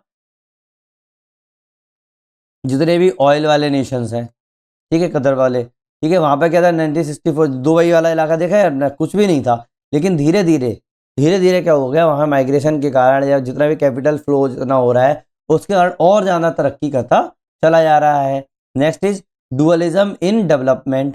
डेवलपमेंट में डुअलिज्म है, जैसे जो रिच रीजन्स है ना वो बहुत ज़्यादा रिच होते जा रहे हैं और जो पुअर रीजन्स है वो बहुत ज़्यादा स्टेगनेशन या डिक्लाइन फील कर रहे हैं। मतलब अमीर और अमीर होते जा रहे हैं, गरीब और गरीब होते जा रहे हैं। ये सिर्फ इंसानों के लिए ही नहीं है, ये इलाकों के लिए भी है। आई बात समझ में? तो इसीलिए डुअलिज्म इन डेवलपमेंट हो रहा है भाई। एक ही शहर के अंदर एक इलाका आप लोगों को बहुत अमीर मिल जाएगा, एक इलाका आप लोगों को गरीब मिल जाएगा। आई बात समझ में? है ना? ये मृणाल ने ये चीज़ें बोली हैं, कॉजेज एंड आइडियाज थे ना, तो यही कॉजेज टाइप की चीज़ें अपन लोग इसमें यूज़ करेंगे। जैसे लो परचेसिंग पावर है, किसी के पास पैसे नहीं है खरीदने के लिए, तो ऑब्वियस सी बात है कैलोरीज भी डेफिसिट करेंगी, लोगों को कैलोरीज ही नहीं मिल पाएंगी, तो ये उसी से तो लिंक हो गया। Next is small land holdings. अगर स्मॉल लैंड किसी के पास कम जमीन है तो प्रोडक्टिविटी भी कम ही रहेगी उस इंसान की। ऐसे ही जेंडर इनइक्वलिटी अगर किसी जगह पर होती है तो विमेन ईस्ट लास्ट, ठीक है, लीस्ट, ठीक है, विमेन ईट लास्ट लीस्ट। मतलब सीधी सीधी बात है कि जैसे आप विमेन है, विमेन कमाने नहीं जा रही है, वो खाना बना रही है घर पे, मतलब बड़ा उतना ही लिमिटेड रिसोर्सेस है। सबसे पहले वो क्या करेगी, बच्चों को खिलाएगी, अपने पति को खिलाएगी, सास ससुर को खिलाएगी, जितने भी होंगे, और वो लास्ट पे खाएगी जितना बचा होगा, चाहे तो मतलब कम से कम खाएगी, ऑब्वियस सी बात है। तो इसीलिए विमेन लास्ट पे खाती हैं और लिस्ट खाती हैं। जब जेंडर इनइक्वलिटी हो तब, साथ में हो तो फिर तो साथ में खा ही रहे। नहीं, बहुत जगह होता है ना कि नहीं यार पहले इनको खिला दो, मैं सुपीरियर हूँ, मेल सुपीरियर समझने लगता है अपने आप को, तो उसके कारण ये प्रॉब्लम आती है। Women sorry poor water sanitation देखने को मिलता है। तो वहाँ पर क्या होगा, अगर पुअर वाटर सैनिटेशन होगा, वाटर एंड सैनिटेशन होंगे तो डायरिया की प्रॉब्लम आएगी। इससे क्या हो जाएगा, ऐसी डिसीजेस क्या हो जाती हैं, एब्जॉर्प्शन को और ज़्यादा रिड्यूस करती हैं। जब एब्जॉर्प्शन रिड्यूस होगा तो ऑब्वियस ही बात है न्यूट्रिशन भी नहीं पहुंच पाएगा उनके शरीर के अंदर। तो हिडन क्या था, हंगर की वाली बात हो रही थी, आप लोगों ने लास्ट वीडियो देखा हो तो। फिर सीजनल हंगर, लीन सीजनल शॉर्टेजेस, मतलब अभी के टाइम पे मान लो बहुत ज़्यादा चीज़ें आ गई हैं आपके पास, बहुत खाने की चीज़ें बहुत ज़्यादा है, लेकिन एक सीज़न ऐसा है जिस टाइम पे कम हो, तो ऑब्वियस ये बात है सीजनल प्रॉब्लम्स है ये चीज़ है। कभी कभी कहीं कहीं जगह पे बता रहा हूँ मैं ये चीज़ है normally. Next is market failure. Market failure अगर हो जाएगा तो कब होता है, वीक सप्लाई चेन हो जाएगा, पुअर कोल्ड स्टोरेज है, तब आप लोगों को मार्केट फेलियर्स देखने को मिलता है। तो ये चीज़ें आप देखो, food and nutrition problem in developing world के अंदर ये वाली प्रॉब्लम्स होती हैं। मृदाल का कुमुलेटिव कोएफिशिएंट आप लोगों को लिख के ही आना है। आई बात समझ में? ये स्टार लगा लो इस चीज़ पे, तो कहीं भी यूज़ करो मृदाल का cumulative coefficient. Next is social and cultural dimensions, इसी के अंदर बात करेंगे भाई। डेवलपिंग नेशंस है तो वहाँ पे भी ऐसे ऐसे डायमेंशन देखने को मिलते हैं कि कई जगह पर अर्ली मैरिजेस हो जाती हैं। जब अर्ली मैरिजेस हो जाएंगी तो क्या होगा, लो बर्थ वेट होगा बेबीज का। क्यों भाई, मेच्योर ही नहीं है बॉडी अगर आपकी, तो ऑब्वियस सी बात है बेबीज का लो बर्थ वेट देखने को मिलेगा, क्योंकि उनको न्यूट्रिशन नहीं मिल रहा है। Next is food taboos reducing diversity. भाई फूड टैबूज का मतलब हो जाएगा भाई लोगों में अंधविश्वास है कि भाई नहीं ज़्यादा चीज़ें मत खाओ, सिर्फ एक चीज़ है वो खा लो बस, है ना।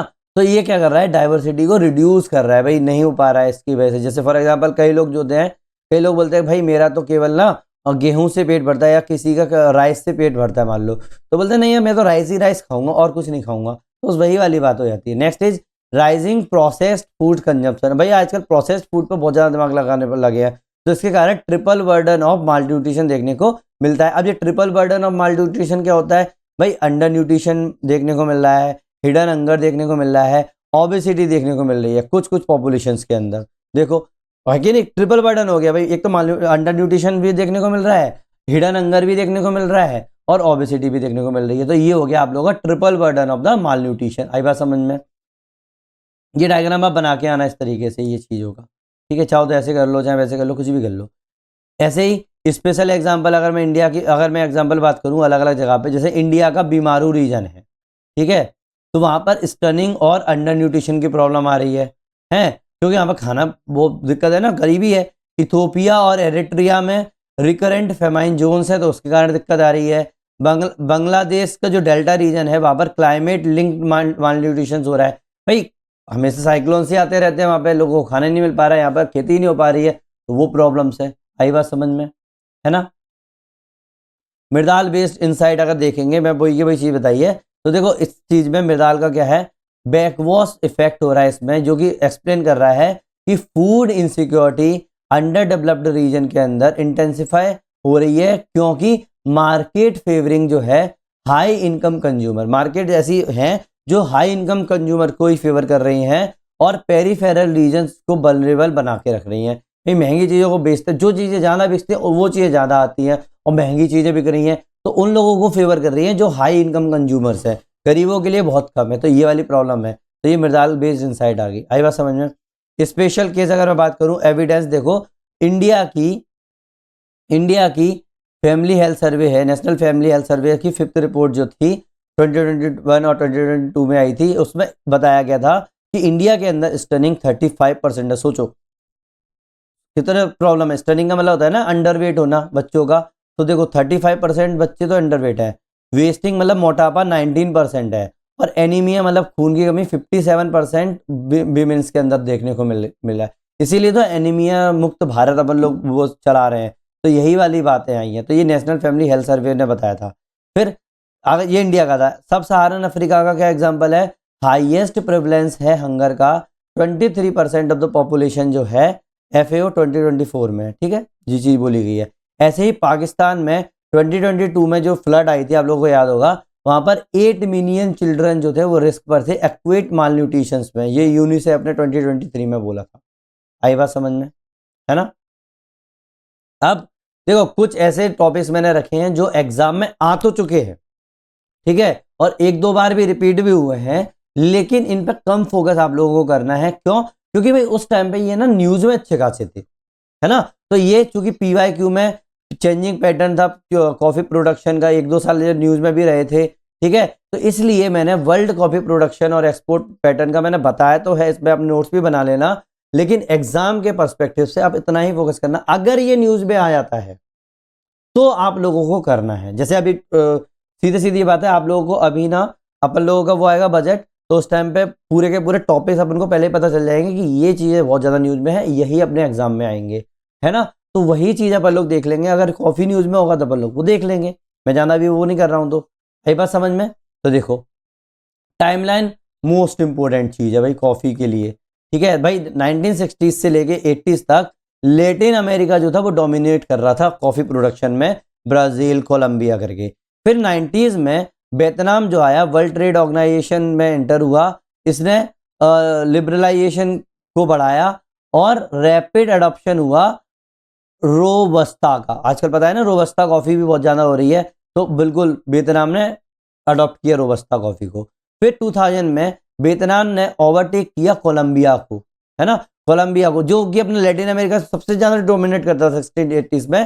तो वियतनाम में सबसे ज़्यादा कॉफ़ी प्रोडक्शन होने लगा और दुनिया का दूसरा लार्जेस्ट प्रोड्यूसर बन गया। पहला तो ब्राज़ील था, फिर वो बन गया दूसरा लार्जेस्ट प्रोड्यूसर। फिर 2010 में इथोपिया, इंडोनेशिया भी बहुत ज़्यादा एक्सपोर्ट करने लगे, है ना। और 2020 आते आते सोचो 60 से लेकर 20 तक की टाइमलाइन है, क्लाइमेट स्ट्रेस आ गया, इसने अरेबिका बेल्ट को क्या किया, अफेक्ट किया और शिफ्ट हो गया हायर एल्टीट्यूड की तरफ। आई बात समझ में। है ना। तो इस तरीके से देख लेना, ये अपनी टाइमलाइन बन जाएगी, है ना। आगे बढ़ते हैं, ट्रेडिशनल वर्सेस मॉडर्न ज्योग्राफी। अगर इसकी बात करोगे तो ट्रेडिशनल प्रोड्यूसर्स कौन थे भाई उसके, भाई ब्राजील था, कोलंबिया था, इथोपिया था। अब इसको ट्रेडिशनल क्यों बोल रहे हैं, क्योंकि इथोपिया वाला जो इलाका है वो क्या हुआ 2010 में जो हुआ ना, एक्सपोर्ट बढ़ा दिया इन लोगों ने, तो ये चीजें हो गई। आई बात समझ में।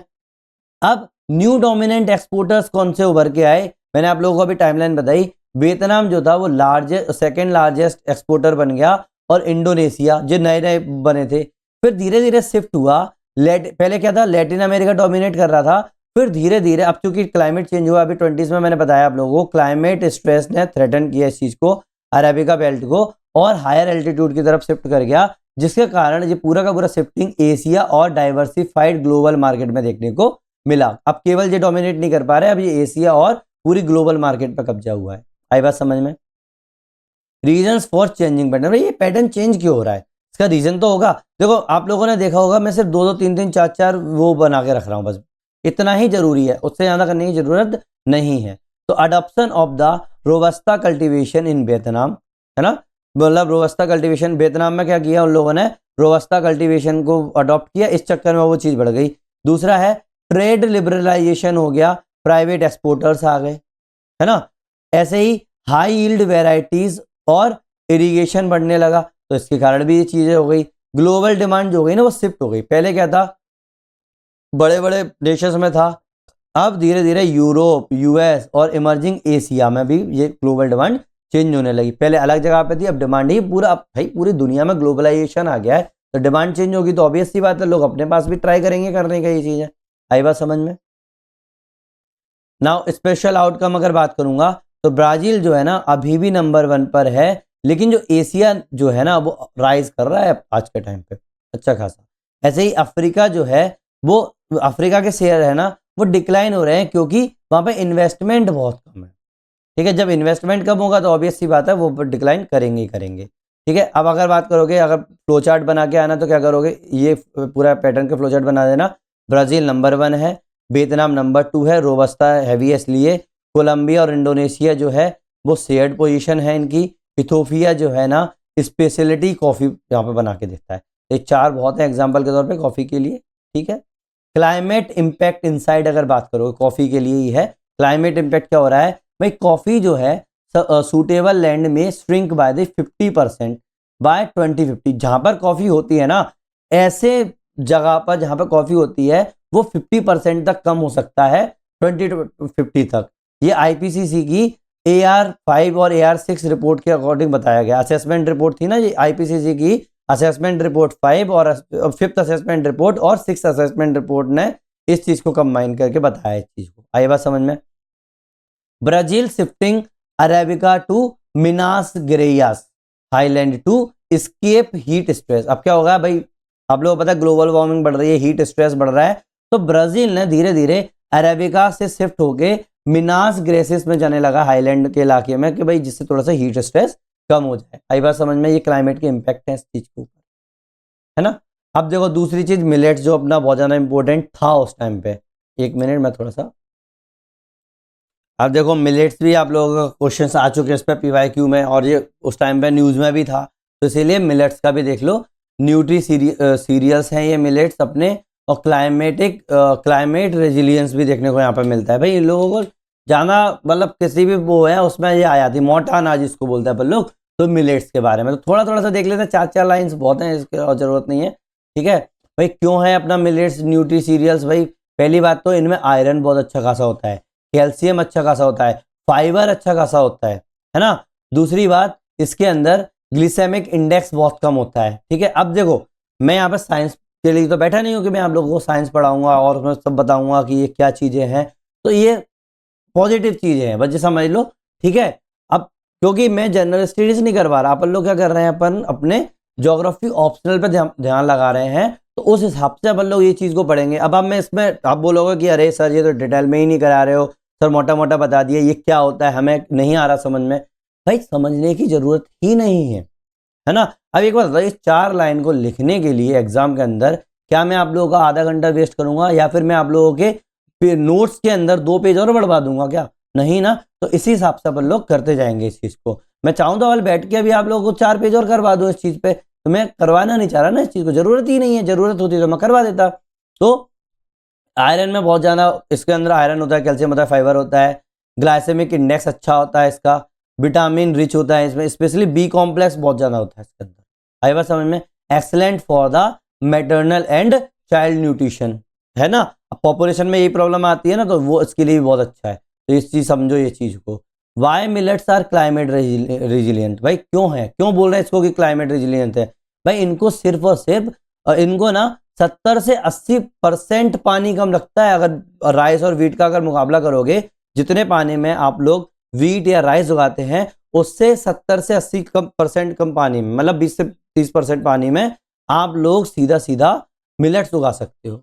Next is grow in arid and semi arid climate. जिस एरिड और सेमी एरिड क्लाइमेट में भी ये आराम से आ जाता है कि कितनी अच्छी बात है ये चीज का। पानी की भी कमी नहीं है, प्रॉब्लम पानी की कमी होगी उस टाइम पे आ जाएगा। इनको टेम्परेचर की भी इतनी ज्यादा वो नहीं होती, टॉलरेंट होते हैं, मतलब ये हीट टॉलरेंट होते हैं और ड्रॉट टॉलरेंट होते हैं। और क्या चाहिए भाई, है ना। और इनकी सबसे अच्छी बात है, क्रॉपिंग साइकिल बहुत छोटी होती है ना, तो मतलब बहुत जल्दी उग जाते हैं ये, आप लोगों को मेहनत भी कम है, तो ऑब्वियस सी बात है, इसीलिए ये क्लाइमेट रेजिलियंस कहलाते हैं, है ना। पानी कम ले रहे हैं आप लोगों को, चाहे ठंड आ जाए चाहे गर्मी आ जाए कोई प्रॉब्लम नहीं है, सब उग जाता है। सबसे बड़ी बात है ना, अच्छी बात है ना ये चीज। तो बस अपॉर्चुनिटीज फॉर इंडिया, भाई क्या अपॉर्चुनिटीज है। आप लोगों ने देखा था कि यूनाइटेड नेशन जनरल असेंबली ने 2023 को डिक्लेयर किया था इंटरनेशनल ईयर ऑफ मिलेट्स में, है ना।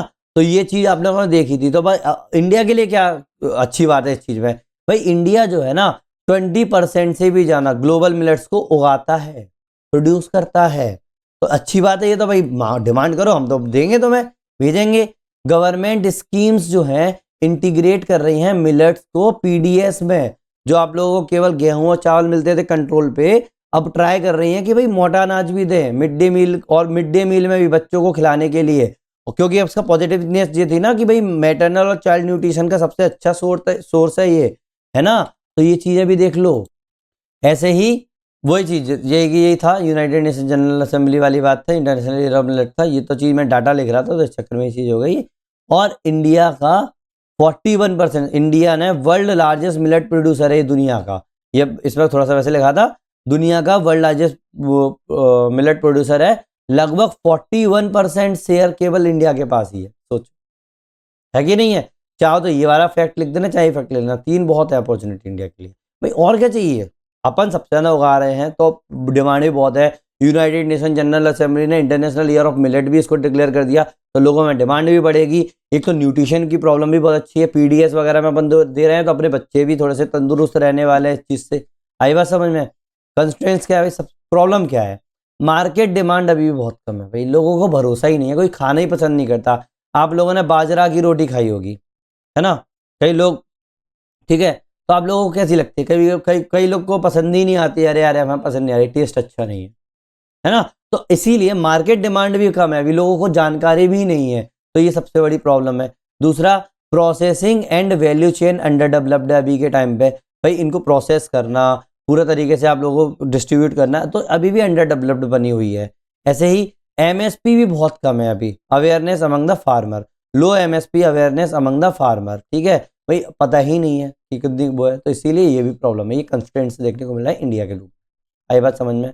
केस स्टडी अगर मैं डालूं एग्जाम के लिए, तो कर्नाटक और राजस्थान का केस स्टडी ले लो। Mainstream millets in the school meals improved iron levels in anaemic childrens. देख रहे हो, जिन बच्चों को खून की कमी थी, उनको स्कूल मील्स के अंदर जब मेन स्ट्रीम मिलेट्स डालने लगे, खाना डालने लगे, तो उन लोगों को आयरन लेवल इंप्रूव हुआ है। ये 2022 और 2023 में पायलट प्रोजेक्ट के रूप में अपन लोगों ने लॉन्च किया था। कहां पर? कर्नाटक और राजस्थान के अंदर। तो उन्होंने देखा, अरे भाई ये तो फायदेमंद है, तो ये केस स्टडी लिखा हो, ये सक्सेस केस स्टडी है, ठीक है। फेलियर वाली कम रखा करो, सक्सेस वाली ज्यादा लिखा करो।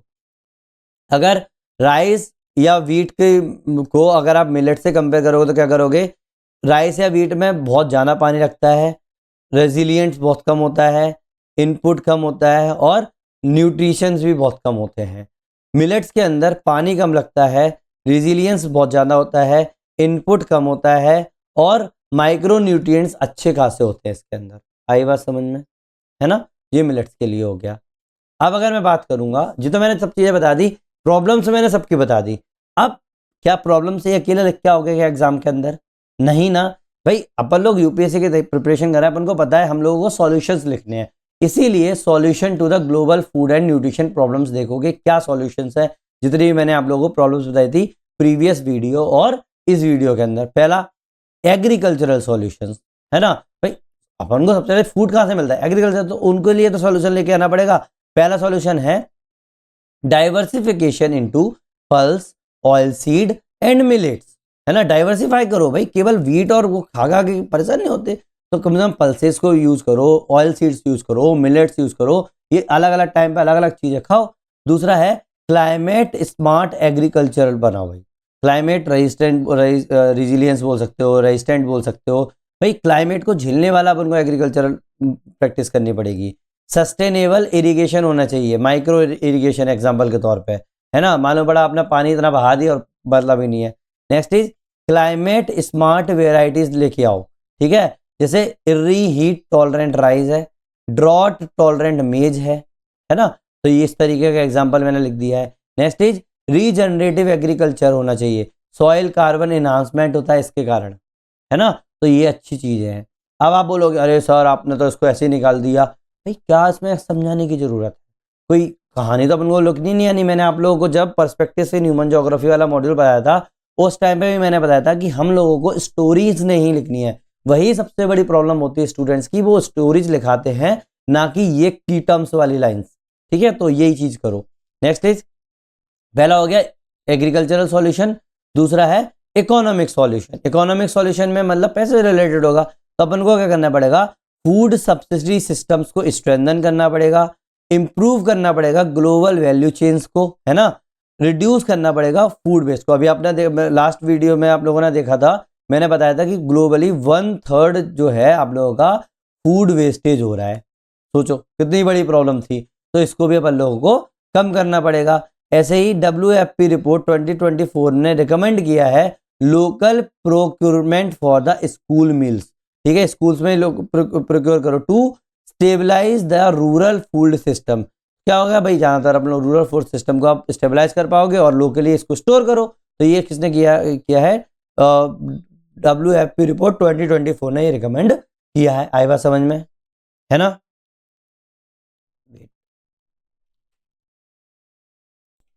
ऐसे ही सोशल सॉल्यूशन, सोशल सॉल्यूशन देखोगे भाई, सोशली भी दिमाग लगाना पड़ेगा भाई। विमेन एजुकेशन सबसे बड़ा सॉल्यूशन, इससे क्या हो जाएगा? डायट्री डाइवर्सिटी इंप्रूव होगी। देखो मैं किसी को डिमीन नहीं करना चाह रहा, लेकिन आप लोगों ने देखा होगा रूरल इलाके में जहां पर विमेन एजुकेटेड नहीं होती, वो क्या करती हैं? डेली ही रोटी दाल सब्जी, रोटी सब्जी रोटी सब्जी यही खाते भी हैं और बनाते भी हैं। लेकिन अगर एक बार विमेन एजुकेटेड होगी तो वो डाइवर्सिटी लेके आएगी, है ना? डाइटरी सिस्टम के अंदर भाई आज कुछ बना लिया, कल कुछ बना लिया, है ना? तो ये चीजें ऑटोमेटिक चेंज हो जाएंगी। दूसरा है न्यूट्रिशन लिटरेसी लेके आओ लोगों के लिए, उनको बोलो ये खाना है आप लोगों को अपनी डाइट में, आप लोगों को ये इन्वॉल्व करना है। लोग क्या करेंगे भाई, एक दिन सब्जी बना ली, हरी सब्जी बना ली, तो आज हरी सब्जी बना ली और रोटी बना ली, फिर कल हरी सब्जी बना ली रोटी बना ली, क्यों? किसी ने बोल दिया। लेकिन उनको पता होना चाहिए भाई, ऐसे ही आप लोगों को प्रोटीन की भी जरूरत है कि दाल भी बनाओ एक उसी दिन, चावल भी बनाओ, या फिर और भी चीजें बनाओ, मोटे अनाज से चीजें बनाओ। जो डेली आप लोग राइस की रोटी मत खाओ, आप लोग बाजरा खाओ, अपने ज्वार खाओ, अलग अलग चीजें जो है। तो ये चीजें क्या होगी? न्यूट्रिशन लिटरेसी होगी आप लोगों के पास, तभी तो आप लोगों को पता होगा कि हमें खाना क्या है। लोगों को पता ही नहीं है कि क्या खाना है। नेक्स्ट इज कम्युनिटी किचन से स्टार्ट करो, स्कूल मील्स स्टार्ट करो, तभी तो आप लोगों को जो लोग खा नहीं पा रहे हैं, जो अंडर डेवलप्ड लोग हैं, उन लोगों को भी मिल जाएगा इस चीज में, तो ऑब्वियस ही बात है। नेक्स्ट इज ग्लोबल गवर्नेंस, जैसे यूनाइटेड नेशन का सस्टेनेबल डेवलपमेंट गोल 2 में बोला गया है जीरो हंगर, आपको पता होगा। ऐसे ही CFS, FAO, IFAD, WFP इनने कोऑर्डिनेट की हुई हैं अलग अलग पॉलिसीज को, तो बस ये लिख देना, ठीक है? जाना हो, अगर जैसे ये कम लग रहा है कुछ नहीं करना, गूगल मारना, ये मैंने लिखा हुआ ना कौन सी पॉलिसी है, उन पॉलिसीज के नाम लिख देना, हो जाएगा बस काम, आप लोगों का काम, है ना? ये चीज हो गई आप लोगों का सॉल्यूशन।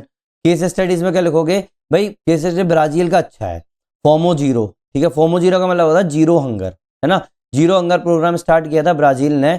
इनने रिड्यूस किया है हंगर और पॉवर्टी को थ्रू इंटीग्रेटेड फूड पॉलिसीज पे। अर्ली 2000s में मॉडल में, आज के टाइम पे भी बिल्कुल FAO के द्वारा चल रहा है ये चीज, है ना। अच्छा, ये सक्सेस स्टोरी है, ये भी चीज कर लो। आई बात समझ में, है ना। देखो, अपना जितना मुझे कराना था फूड सिक्योरिटी वाले में, जो मतलब ये अपना जो वाले पोर्शन में, तो इतना बहुत है। फिर अपन नेक्स्ट वीडियो जो करेंगे ना फूड सिक्योरिटी, उसमें और अच्छा खासा देखेंगे, अपने कंटेम्प्रेरी इशूज से देखेंगे, उसमें ज़्यादा क्वेश्चन पूछेंगे। इस पर भी जितना जरूरी था उतना कर लो बस। जितने पेज है ना, आप आराम से 20 मार्क्स का लिख के आ जाओगे, ठीक है। आप ये वाला जो फूड सिक्योरिटी ट्राइंगल है ना, आप पूरी जगह पर कहीं भी अगर आपको क्वेश्चन आता है फूड सिक्योरिटी से रिलेटेड, कहीं भी ये वाला ट्रायंगल बना के आया ना, क्या करोगे भाई, प्रोडक्शन, ठीक है, मतलब अवेलेबिलिटी। यहाँ पे प्रोडक्शन होता है ना, 1 मिनट में थोड़ा सा ना पेन चेंज कर लूँ, ये हो गया, ये प्रोडक्शन है, ठीक है।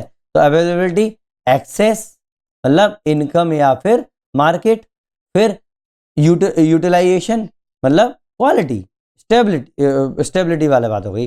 यूटिलाइजेशन, तो यूटिलाइजेशन जो है क्वालिटी वाली बात, न्यूट्रिशन, हेल्थ, ठीक है, और स्टेबिलिटी क्लाइमेट या ट्रेड की बात कर लोगे, ठीक है। इसको बोलते हैं फूड सिक्योरिटी। आई बात समझ में, ऐसे बना देना, या फिर ऐसे ट्रायंगल बना दो, प्रोडक्शन किया, एक्सेस किया, फिर यूटिलाइजेशन हुआ, फिर स्टेबलाइज हुआ इस चीज़ को। आई बात समझ में। तो ग्लोबल फूड ट्रायंगल इस तरीके से बना सकते हो ऐसे पूरे उसमें, है ना भाई। एक जगह होगी यहाँ पे प्रोडक्शन होगा, फिर इनकम फिर मार्केट में जाएगी वो चीज़, मार्केट में जाके फिर आप लोग यूटिलाइज करोगे उस चीज़ को, फिर उसको स्टेबलाइज कर दो क्लाइमेट या ट्रेड के थ्रू। आई बात समझ में, है ना। ये वाला डायग्राम बहुत फेमस होते हैं, तो ये वाला डायग्राम बना के आ जाना कहीं भी, ये डायग्राम अच्छा है। एक्सेस, अवेलेबिलिटी, क्वालिटी, ये फूड सिक्योरिटी के बारे में बात कर रहा है। वही बात समझ में, है ना। तो इसको अपन कंक्लूड करते हैं। प्रीवियस वीडियो और ये वीडियो दोनों को मिला के मैं कंक्लूड कर रहा हूँ, याद रखना, ठीक है। आप लोग देखते हैं 2 दिन में रहोगे, ये मैं रिकॉर्ड में एक ही साथ कर रहा हूँ, एक ही दिन में कर रहा हूँ, ठीक है, कुछ गैप के साथ, जैसे मैं कंप्यूटर को रिस्टार्ट करने के बाद, ठीक है। नाउ कंक्लूड करते हैं दोनों वीडियोस को। भाई, food and nutrition problems are reflect not merely shortage of food but deep spatial inequalities in access, utilization and resilience, climate stress, global market distortion and socio-economic marginalization and low dietary diversity intensify vulnerability in the developing regions. A comprehensive solution lies in the sustainable agriculture transformation, women empowerment, global cooperation, climate adaptation and nutritionally diverse food systems, ensuring that food security becomes a foundation for the human development, not the constraint। याद रखना, आई बात समझ में ना। अपन लोगों को दिमाग में लगाना है कि ये फूड सिक्योरिटी है ना, वो फाउंडेशन हो जाए फूड ह्यूमन डेवलपमेंट का, ना कि एक बाधा। समझ में आई ना ये वाली बात। तो यही इस तरीके का कंक्लूजन लिखना, पॉजिटिव नोट पे अभी छोड़ रहा है, वो भी करना, ट्राई करना। और भाई और आपकी मर्जी है, वैसे आप लोगों को मैक्सिमम मार्क्स इसी से मिलेंगे, ठीक है। होमवर्क देख लो, लास्ट वीडियो में मैंने बोल दिया था सिर्फ फ्लो चार्ट का, तो आज फ्लो चार्ट और डायग्राम बनाना और इनमें से कोई भी एक क्वेश्चन को सॉल्व कर लो, मिलेट वाला या वो वाला, ठीक है। वैसे ये ज़्यादा अच्छा है आप लोगों को करने के लिए, ये वाला करो, ये बहुत इंपॉर्टेंट हो जाए। और बाकी की तो अपना करंट अफेयर्स में जो आते हैं उससे रिलेटेड देख लेंगे। आई बात समझ में। नेक्स्ट वीडियो जो होगा वो फूड सिक्योरिटी के ऊपर देखेंगे अपन लोग, ठीक है। कोई भी ओवरलोड ऑफ इन्फॉर्मेशन नहीं होगी, याद रखना, ठीक है। आराम से आप लोगों का होता जा रहा है, आप लोग भी फील कर रहे होंगे कि जितना जरूरी है उतना करोगे। आप लोग अगर प्रीवियस क्वेश्चन भी उठा के देख रहे होंगे तो आप लोगों से क्वेश्चन सॉल्व हो रहे होंगे, और नहीं हो रहे तो प्लीज़ मुझे आप एक बार मेल कर दें या जो भी कर दें, मुझे बता दें। मैं आप लोगों को हेल्प करने के लिए पूरी तैयार हूँ, ठीक है। 1% भी आप लोगों को लगता है कि मैंने आप लोगों की हेल्प की है तो प्लीज़ लाइक करो, शेयर करो और सब्सक्राइब करो। आप लोगों के सपोर्ट से ही ये पूरा का पूरा जो सीरीज चल रही है ज्योग्राफी ऑप्शनल की विमोचना एडू चैनल पर, वो फ्री में आप लोगों को कंटिन्यू रहेगा, ठीक है। थैंक यू वेरी मच, मिलते हैं नेक्स्ट वीडियो में।